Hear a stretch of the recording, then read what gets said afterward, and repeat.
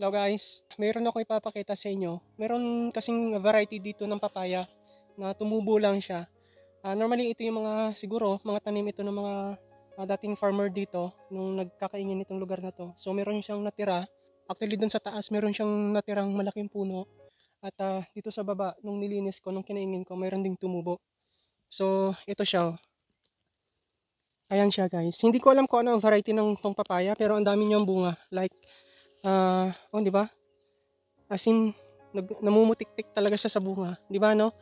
So dun sa nakakaalam ng variety nito, pwedeng paki-comment guys. Kasi I'm aware din sa mga variety ng pananim, especially here sa papaya. Kasi may mga papaya din nga akong, isa sa mga major tanim ko dito sa aking mga paingin is papaya.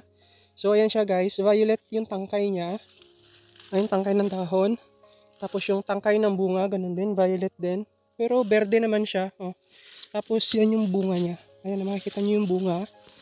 It's like oblong, no? Semi-oval. Semi-oval and circle. Parang ganun. So, ayan. Ang dami niyang bunga. So, nakakatuwa lang, guys. Kasi, di ba? So, hindi ko pa lang din na anuhan yung lasa nito.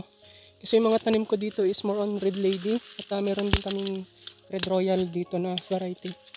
So, ayan siya. Di ba? Ang dami, no?